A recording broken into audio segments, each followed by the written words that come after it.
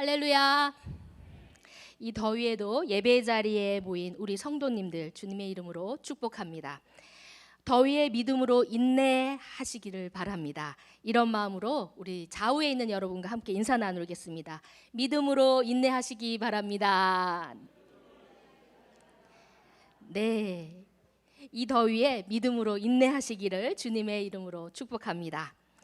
우리가 믿음의 자녀들로서 처음 먼저 믿는 것은 하나님이 우리를 창조하셨다는 것입니다. 그런데 주님께서는 모든 만물을 창조하시기 전에 우리를 예비하시고 미리 이 땅에 보내실 것을 계획하셨다는 것입니다. 우리에게 생명해 주실 것을 창세 전부터 예비하셨다는 것이죠. 그리고 우리는 예수님의 십자가의 복음으로 구원을 받았습니다. 믿으십니까? 이 놀라운 믿음은 우리의 존재를 바꾸게 합니다. 죄인에서 하나님의 자녀까지 나가는 존재 말입니다. 그리고 하나님의 자녀인 우리는 하나님의 은혜로 영생에 이르게 됩니다. 이 하나님의 은혜에 모든 영광 올려드립니다. 이것을 믿으면 아멘으로 먼저 화답하고 나가시겠습니다. 믿으십니까? 네, 아멘입니다. 이 믿음은 오늘의 말씀을 시작하기 전에 우리 마음에 새기는 출발로 삼기를 원합니다. 네, 우리 믿음의 자녀 여러분과 저는 생명과 죽음 사이의 과정을 지나가고 있습니다. 이 여정을 넘어가고 있는 것이지요. 이 땅에 태어나 하나님의 은혜로 구원받은 자녀들이 살아가는 삶의 과정을 우리는 지나가고 있다는 말입니다. 감사하게도 오늘 히브리서에서는 이런 삶의 여정을 살아가는 사람들이 어떻게 살아가는지를 가르쳐주고 있습니다. 우리는 종종 현실의 벽 앞에서 어찌할 바를 모르고 또 그 현실에 그 앞에서 압도당할 때도 있습니다. 이 인생의 과정을 믿음의 길로 걸어가고자 갈망하지만 오히려 시험 앞에 낙심할 때가 있습니다. 오늘 히브리서에서도 이런 삶의 모습을 보게 됩니다. 초대교회 성도들도 믿음의 길로 걸어가고자 결단합니다. 그러나 삶 속에서 예수님을 믿고 따르기로 결심했지만 눈앞에 밀어 닥쳐오는 박해, 또 경제적인 어려움, 또 사회적인 외면에서 그 현실의 그 두터운 벽 앞에서 흔들리고 넘어지는 위기에 처하게 됩니다. 그 현실은 믿는 자들에게도 낙심의 마음을 가져오게 합니다. 우리 인간의 연약함을 볼 수 있는 것이죠. 그리고 그 낙심은 하나님의 인도하심을 따르가게 하기보다는 다시 옛것, 눈에 보이는 것으로 우리의 시선을 돌리게 만듭니다. 옛날부터 하던 방식대로 다시 돌아가게 한다는 것입니다. 머리로는 예수님의 보혈로 한 번에 우리의 죄를 모두 씻어주시고 용서하셨다는 걸 아는데, 그래서 믿음의 눈으로 하나님의 임재 앞으로 나갈 수 있다는 것도 알고 있는데 우리의 마음이 그렇지 않다는 것입니다. 의심이 쌓이고 또 눈에 보이는 것을 찾게 된다는 것이죠. 예수님을 믿고 현실에서 방황하는 히브리서 유대인들은 이런 마음을 어떻게 했을까요? 유대인들로서 모세로부터 해오던 익숙한 방식이 있었습니다. 그 방식으로 돌아가고 싶은 거죠. 눈에 보이는 제사, 그리고 율법을 지키면 딱 보이는 답이 나옵니다. 율법은 우리를 가르쳐주는 법이잖아요. 눈에 보입니다. 아닌 것과 긴 거를 바로 보여주죠. 그리고 그 현실의 그 삶을 살아가는 길도 딱 보이는 것 같습니다. 사랑하는 성도 여러분, 그럼 우리는 그런 현실 앞에서 어떻게 하셔야 하겠습니까? 우리도 현실 앞에 옛것으로 돌아가는 습성이 그대로 있습니다. 주님 앞에 그렇게 부르짖었고 그렇게 매달렸는데도 응답이 없습니다. 기도해도 아무런 변화가 없는데 무슨 소용이 있냐 하면서 그냥 절망에 빠지기 쉽습니다. 그것뿐입니까? 믿음으로 살아가는데 현실에 감당해야 할 것들이 얼마나 많습니까? 만만치 않습니다.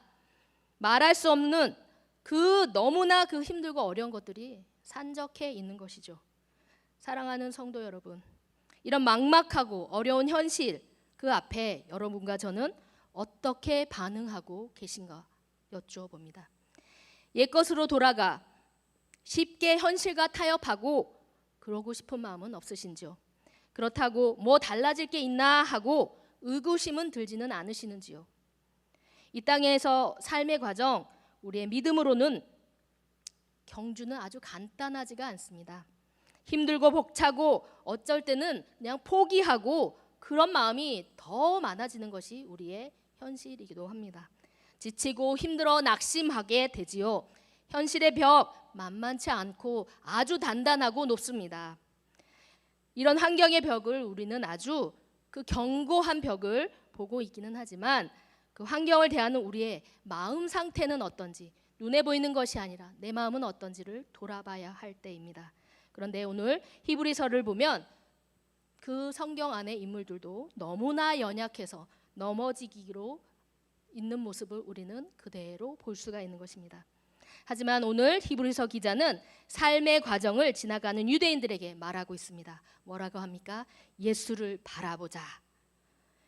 세상에 어려움이 생길 때 세상으로 덤벼드는 것이 아니라 예수를 바라보자라고 말씀하고 있습니다.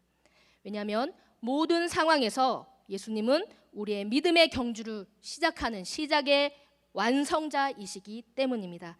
이 중요한 믿음의 경주, 이 시작과 완성은 예수님을 바라보는 것에부터 시작이 된다는 것입니다. 히브리서 기자는 말하고 있습니다. 히브리서 기자는 히브리서 12장 1절에서 3절의 말씀을 통해서 우리가 낙심될 때 어떻게 해야 되는지 중요한 말씀을 하고 있습니다. 첫 번째로는 인내로 경주하라고 가르쳐 주고 있습니다. 12장 1절 말씀입니다. 함께 읽겠습니다. 12장 1절. 이러므로 우리에게 구름같이 둘러싼 허다한 증언들이 있으니 모든 무거운 것과 얽매이기 쉬운 죄를 벗어버리고 인내로써 우리 앞에 당한 경주를 하며. 아멘. 우리의 인생의 과정은 믿음의 경주를 하는 것입니다. 우리의 믿음의 운동장 같은 것을 우리는 계속 달려가는 경주자이라는 것입니다. 그런데 혼자만 달리는 것이 아니라고 오늘 성경에서는 말하고 있습니다. 이미 그 과정을 달려본 사람이 있다는 거죠. 믿음의 증인들이 먼저 달려보고 달려가는 그 믿음의 세대를 위해 응원하고 있다는 것입니다. 히브리서 11장에서는 그 믿음장에서는 말씀하고 있습니다. 믿음으로 온전하게 예배를 드리는 예배자였던 아벨, 죽음을 경험하지 않고 하나님과 동행한 에녹, 보이지 않는 약속을 믿고 따른 믿음의 조상 아브라함, 애굽이라는 노예의 현실을 떠나 하나님께 순종의 믿음으로 나간 지도자 모세, 죽음을 무릅쓰고 정탐꾼을 숨기며 믿음을 지킨 라합, 이렇게 믿음의 선진들이 믿는 자들을 달려갈 길, 믿음의 여정의 길을 먼저 달리고 둘러싸고 우리를 응원하고 있다는 것입니다. 더 놀라운 것은 이 믿음의 경주는 단거리 경주가 아니라는 것입니다. 어떤 걸까요? 장거리라는 것입니다. 하늘 본향을 갈 때까지 우리는 장거리를 달린다는 것입니다. 게다가 한 번 달리고 마는 것이 아닙니다. 지속해서 달린다는 것입니다. 그런데 지치지 않고 지속하고 계속 달려야 하는 기회에 우리는 점검해야 할 것이 있다고 오늘 말씀하고 있는 것입니다. 몸에 무거운 짐을 지고 있으면 안 된다고 말씀하고 계십니다. 몸에 거추장스럽게 얽매이는 것이 있으면 벗어버리라고 말씀하고 계십니다. 말씀에는 모든 무거운 것과 얽매이기 쉬운 죄를 벗어버리고 라고 말씀하고 계십니다. 무거운 짐과 얽매이는 죄를 벗어버리라고 말씀하고 있는 것이죠. 본향을 향해 장거리로 가는 영혼들을 가볍게 달려야만 끝까지 달릴 수 있다고 우리에게 가르쳐주고 있는 것입니다. 그것뿐이 아닙니다. 인내로써 우리 앞에 당한 경주를 하며 라고 말씀하고 있습니다. 하나님은 우리 앞에 놓인 다름질, 계속 달려가야 될 그 경주, 그곳에서 우리에게 인내 없이 달릴 수 없다고 말씀하고 가르쳐주고 계신 것입니다. 인내에 대해서 누구도 자랑할 수 없습니다. 그러나 예수님은 어떻게 하셨습니까? 우리의 구원이신 예수님은 믿음의 경주에서 끝까지 인내로 달리셨습니다. 바로 십자가까지 하나님의 약속을 이루시기 위해 우리를 위해 끝까지 인내하신 것입니다. 그 현실의 십자가 고난, 누구도 감당할 수 없는 그 고통, 예수님은 우리를 위해 모든 것을 인내하시고 완전히 감당하셨습니다. 그래서 죽음에서 부활로 승리하셨습니다. 예수님은 이 믿음의 경주에서 완전히 이기시고 끝까지 인내해 주셨습니다. 그리고 지금은 이 땅에 삶의 과정을 지나 하나님의 우편에 앉아 계신 것입니다. 이 말씀은 앞으로 우리 안에 있을 기쁨을 위해 끝까지 인내해야 한다고 히브리서 12장 2절에서는 말씀하고 계시는 것입니다. 함께 읽겠습니다. 12장 2절입니다. 믿음의 주요 또 온전하게 하시는 이인 예수를 바라보자. 그는 그 앞에 있는 기쁨을 위하여 십자가를 참으사 부끄러움을 개의치 아니하시더니 하나님 보좌 우편에 앉으셨느니라. 아멘. 이렇게 두 번째 우리는 이 삶의 여정에서 예수님을 바라보아야 합니다. 2절에서 예수님을 바라보자, 이 헬라어 말은 지속적으로 고정해서 바라보아야 한다는 의미를 가지고 있습니다. 바라보자, 한 곳만 계속 바라보자는 겁니다. 영어로 표현하자면 영어 ESV 최근에 우리가 보고 있는 버전입니다. 거기에는 뭐라고 써 있냐면 Looking to Jesus라고 쓰여 있습니다. 그런데 NIV 버전에서는 뭐라고 표현하고 있냐면 Fixing your eyes on Jesus 이렇게 표현합니다. 다시 말해서 한 곳만 완전히 고정하라고 가르쳐주고 있습니다. 한 곳만 바라보라는 것입니다. 이 고정하라는 의미는 예수님의 말씀을 온전히 따라가라는 것입니다. 예수님을 따라가면 또 우리는 어떻게 합니까? 예수님을 따라가려면 말씀을 읽지요. 또 듣습니다. 그것뿐입니까? 묵상합니다. 그래서 더 깊이 하나님을 더 예수님을 본받기 위해 예수님이 하신 본을 따라가게 됩니다. 우리가 시선을 고정하여 바라보면 예수님이 어떤 분이신지 알게 된다는 것입니다. 2절에서는 뭐라고 예수님을 표현하고 있습니까? 믿음의 주요 또 온전하게 하시니라고 말씀하고 계십니다. 예수님은 우리의 믿음의 창시자이시며 완성자이십니다. 예수님은 우리가 달려가야 할 길, 믿음의 경주의 길, 그것이 얼마나 멀고 힘든지 알고 계시지만 우리보다 먼저 가셨고 우리가 따라오도록 인도하고 계신다는 것입니다. 그러나 이 믿음의 여정에서 예수님은 우리에게 혼자 걸어가라고 절대 말씀하고 계시지 않습니다. 이것을 꼭 기억하셔야 합니다. 예수님은 앞서 미리 가시고 우리에게 따라오라고 하셨습니다. 우리에게 혼자 가라고 하지 않았습니다. 경주를 완성하고 승리를 이끌어 주신 예수님을 따라가는 거지 내가 만들어가는 길이 아니라는 걸 꼭 기억하셔야 할 겁니다. 이것을 위해서 우리는 무엇을 해야 합니까? 예수님을 바라봐야 하는 것입니다. 따라가려면 누구를 봐야 합니까? 예수님을 바라봐야 하는 것입니다. 히브리서 기자는 예배를 드리는 우리에게 이렇게 다시 권면하고 있습니다. 예수를 바라보자. 그럼 히브리서 12장 3절 말씀 함께 읽겠습니다. 너희가 피곤하여 낙심하지 않기 위하여 죄인들이 이같이 자기에게 거역한 일을 참으신 일을 생각하라. 아멘. 세 번째로 이 땅에서 여정을 걸어가는 우리는 낙심하지 말아야 한다는 것입니다. 믿음의 여정에서 우리는 여러 가지 고난으로 낙심하게 됩니다. 낙심하셨던 적 있으십니까?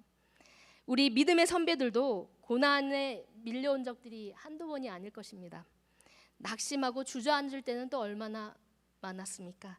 눈앞에 산더미처럼 몰려오는 고난, 내 힘으로 이겨내기 쉽지 않습니다. 할 수 없습니다. 그러나 이 모든 고난을 인내하고 참으신 분이 계십니다. 누구시지요? 네, 우리의 예수님이십니다. 예수님은 죄인들의 조롱과 그 거역하는 그 모든 이들을 다 참아내시고 이겨내셨습니다. 말할 수 없는 고난, 십자가의 그 고난을 받으시면서도 끝까지 하나님의 뜻에 순종하고 나가셨습니다. 사랑하는 성도 여러분, 여러분과 저는 이 삶의 과정에서 믿음의 경주를 잘 달리고 있는지 돌아봐야 합니다. 그러려면 여러분과 저는 지금 어떤 삶의 구간을 지나고 계십니까? 어떤 정거장을 지나가고 계십니까? 그럼 인생의 여정에서 여러분의 가정은 지금 어떤 형편에 거쳐 있고 또 어떤 환경에 놓여져 있습니까? 또한 여러분의 직장은 어떠십니까? 우리가 속해 있는 우리 교회 공동체의 과정, 인생의 여정에 우리 안에 있는 이 교회 공동체의 상황은 어떠합니까? 여러분의 삶 속에서 어떤 상황과 구간을 지나가고 계십니까? 우리가 서로 나누기가 힘든 것들이 너무 많습니다. 말할 수 없어요. 그래서 기도하지요. 그런데 기도해도 응답이 없을 때가 많습니다. 또 세상 사람들의 길은 얼마나 유쾌한지 몰라요. 쉬워 보입니다. 세상 사람들과 함께하는 카톡방 한번 보십시오. 유쾌한 것들 너무나 많습니다. 어떨 때는 정말 더 사랑으로 나누는 것들이 얼마나 많은지 몰라요. 위로하는 것도 많습니다. 지혜 무척 다양합니다. 서로에게 편안하게 인도해 주는 건 우리는 다 경험해 보셨을 겁니다. 그것뿐입니까? 서로 정말 위로 또 안부를 묻는 것 우리보다 얼마나 잘하고 있는지 모릅니다. 사랑하는 성도 여러분, 이런 우리에게 하나님은 오늘 말씀하고 계십니다. 예수를 바라보자. 믿는 자라고 해도 밀려오는 현실, 그 현실에 낙심할 수밖에 없습니다. 게다가 사람을 바라보면 실망밖에 없어요. 도와주기를 우리는 바랍니다. 내가 힘들 때 옆에 있는 사람이 날 도와주기를 바라요. 사람 의지할 때가 우리가 많습니다. 그러나 하나님이 아닌 사람을 바라볼 때 어떻습니까? 그 대가 톡톡히 치르게 된다는 거 여러분은 경험해 보셨을 겁니다. 그때가 거기에 밀려오는 그 좌절감 한두 번이었습니까? 얼마나 큽니까? 그러나 오늘 주님은 우리에게 말씀하고 계십니다. 예수를 바라보자. 예수님을 바라보면 새 힘이 생깁니다. 이사야서 40장 31절에서는 말씀하고 있습니다. 함께 읽겠습니다. 화면을 보시고 함께 읽겠습니다. 오직 여호와를 앙망하는 자는 새 힘을 얻으리니 독수리가 날개치며 올라감 같을 것이요 바름질하여도 곤비하지 아니하겠고 걸어가도 피곤하지 아니하리로다. 아멘. 성령님은 다시 일어날 힘을 예수님을 바라볼 때 우리에게 부어주고 계십니다. 마태복음 25장 1절에서 13절을 보면 열처녀의 비유가 나옵니다. 이 비유의 말씀은 우리가 어떻게 예수님을 바라봐야 하는지 또 기다려야 하는지 그것을 가르쳐 주고 있습니다. 열처녀는 모두 등불을 가지고 신랑을 맞으러 나갑니다. 그런데 다섯 처녀는 미련하였고 다섯 처녀는 똑똑했습니다. 미련한 다섯 처녀는 여분의 기름이 없이 그냥 등잔만 가지고 있었습니다. 그에 반해 똑똑한 다섯 처녀는 등잔에 넣을 기름을 그 기름병을 담아 가지고 갔습니다. 예정된 시간에 신랑이 오지 않자 열 처녀는 모두 잠이 들고 맙니다. 그러던 한밤중 외침이 들립니다. 신랑이 왔다. 나가서 그를 맞아라. 이때입니다. 등불을 밝힐 기름이 없던 그 어리석은 처녀들은 슬기로운 처녀였던 5명에게 뭐라고 합니까? 등불이 꺼져가니 너희 기름을 나에게 좀 달라고 기름을 요청합니다. 그러자 슬기로운 5 처녀는 대답합니다. 너희에게 기름을 나눠주면 우리도 모자라고 너희도 모자랄 것이야. 차라리 가게에 가서 사다 쓰지 그러니. 미련한 5 처녀는 뒤늦게 기름을 사러 갑니다. 그리고 그 사이 신랑은 혼인잔치에 이르게 됩니다. 준비된 5 처녀는 신랑과 함께 혼인잔치에 들어가고 그 혼인잔치의 문은 닫히게 됩니다. 한순간 우리는 놓칠 때가 있습니다. 그리고 그 상황에 사람을 의지하면서 내가 없는 거 사람에게 요청합니다. 그러나 사람 어떻습니까? 아닙니다. 하나님이 보시기에 그 사람이 우리에게 줄 거라고 예비하지 않았습니다. 그리고 예수님은 뭐라고 말씀하십니까? 마태복음 25장 13절로 말씀하고 계십니다. 우리 화면을 보시면서 함께 읽겠습니다. 그런즉 깨어 있으라. 너희는 그날과 그때를 알지 못하느니라. 아멘. 열처녀의 비유에서 기름은 인내와 준비된 믿음을 의미하고 있습니다.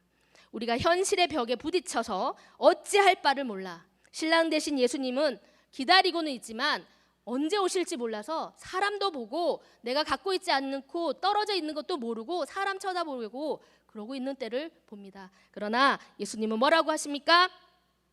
우리의 중심 하나님을 바라보라고 말씀하고 계십니다. 예수님은 반드시 다시 옵니다. 우리가 지금 예수님이 성경책에서 오시는 것만이 아니라 다시 오실 예수님에 대해서 우리는 말하고 있습니다. 예수님은 반드시 다시 오십니다. 그러니 우리의 중심은 하나님의 약속 앞에 두어야 한다는 것입니다. 이 약속이 언제 이루어질지 모르지만 우리의 눈빛이 다른 것이 아닌 세상이 아닌 하나님의 약속 앞에 있어야 한다는 것을 말씀하고 있습니다. 잠시 자다 깨도 준비가 되어 있어야 됩니다. 다섯 처녀, 슬기로운 다섯 처녀 잤습니다. 그렇지만 그 옆에 무엇이 있었습니까? 기름이 있었습니다. 우리가 준비되어야 될 것, 잠자다가도 깨어서 준비되어야 할 것들이 우리가 있다는 것을 믿음으로 나가야 하는 인내로 주님을 바라보아야 하는 그 시선을 말하고 있는 것입니다. 우리 옆에 있는 사람들 많습니다. 도와줄 사람, 예수님을 바라볼 때 생기는 것입니다. 사랑하는 성도 여러분, 신랑을 바라보시기를 바랍니다. 예수님을 바라보시기를 바랍니다. 믿음의 기름을 준비하시기 바랍니다.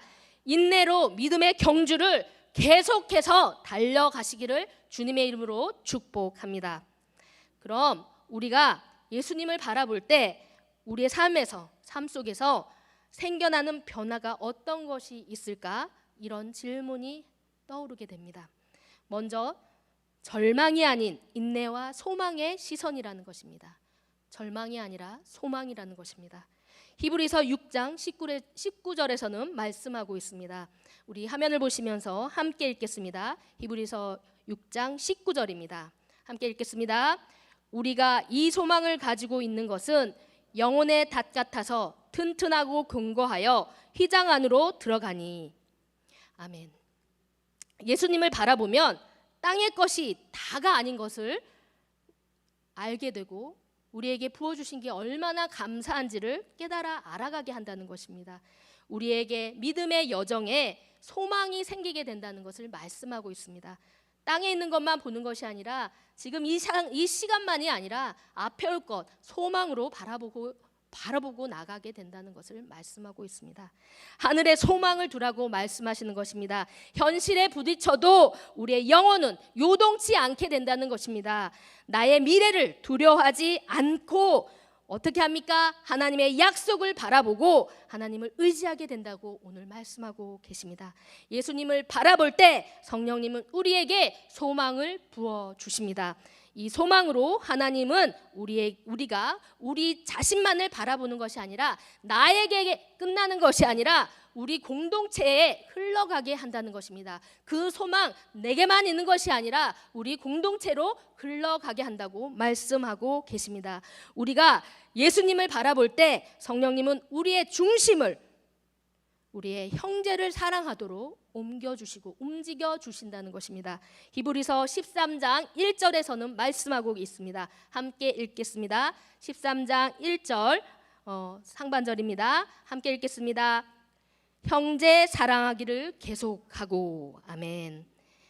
네, 형제 사랑하기를 계속하라고 말씀하고 있습니다. 예수님을 바라보는 사람은 자기 자신을 넘어 형제를 사랑할 수 있도록 인도해 주십니다. 하나님은 형제를 사랑하라고 말씀하고 계십니다. 성경에 자식 사랑하라는 말씀 없습니다. 하지만 형제를 사랑하라는 명령은 계속해서 나오고 있습니다. 로마서 12장 10절에서도 형제를 사랑하며 서로를 우애하고 존경하기를 먼저 하며라고 계속 말씀하고 계십니다. 예수님의 사랑을 누려본 사람은 그 사랑을 흘러보낼 줄 압니다. 내게만 있는 것이 아니고 그 하나님의 사랑, 그 예수님의 사랑을 누려본 자는 그 사랑을 흘려보낼 줄 알게 됩니다.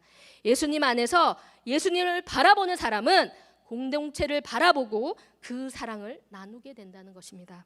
형제를 사랑하는 것을 너무 어렵게 생각하시지 마시기 바랍니다. 예수님을 바라볼 때 성령님은 형제를 사랑하는 마음을 갖게 해주십니다. 그 첫 번째 발걸음이 그 형제의 마음을 경청하게 인도해 주신다는 겁니다. 뭐 어려운 거 하라는 거 아닙니다. 형제의 말, 형제의 마음을 듣도록 경청하도록 우리의 길을 열어주신다는 겁니다. 경청하면 그 영혼을 위해 무엇을 기도해야 될지 깨닫게 해주시게 됩니다. 형제의 손을 잡아주게 되고 또 함께 울어줄 수가 있습니다. 경청할 때 우리는 예수님이 우리를 불쌍히 여겨주신 것처럼 형제를 불쌍히 여겨줄 수 있는 마음이 올라오게 되고 흘러가게 된다는 것을 말씀하고 있습니다. 성령님은 그 형제가 예수님을 바라볼 수 있도록 우리를 이끌어서 그 형제를 예수님을 바라보도록 인도하신다는 걸 말씀하고 있습니다. 그러나 이 모든 것은 우리의 힘으로 할 수 없습니다. 오직 성령님과 함께 할 때 가능합니다. 나의 능력이 아니라 여호와의 영, 성령의 능력으로 예수님을 바라보시기를 주님의 이름으로 축복합니다. 자, 이제 우리 교회 공동체의 여름 사역이 이제 시작이 됩니다. 영유치부, 또 아동부, 청소년부, 그리고 청년부까지 계속 예수님을 바라보는 시간을 갖게 될 것입니다. 기억해 주시기 바랍니다. 다음 세대에 우리가 겪지 않는 그 혼란의 시대, 그걸 겪어야 될지 모릅니다. 성경에서는 말씀하고 있습니다. 마지막 때가 이르렀다. 초대교회 때부터 마지막 때라고 말씀하고 있습니다. 우리 다음 세대가 겪어야 될 거, 우리가 겪지 않은 거 어떻게 다가올지 모릅니다. 어떻게 해야 합니까? 우리는 다음 세대가 혼란의 시절을 겪지 않도록 예수님을 바라보도록 도와줘야 합니다. 그러기 위해서는 우리가 기도해야 합니다. 다음 세대가 예수님을 바라볼 수 있도록 기도해 주시기 간절히 바랍니다. 그럼 좌우에 있는 여러분에게 서로 축복하면서 함께 말씀을 나눠보겠습니다. 이렇게 축복하면 어떨까요? 성령의 도우심으로 예수님을 바라봅시다. 함께 하겠습니다. 성령의 도우심으로 예수님을 바라봅시다. 네, 성령의 도우심으로 예수님을 바라보시기를 주님의 이름으로 축복합니다.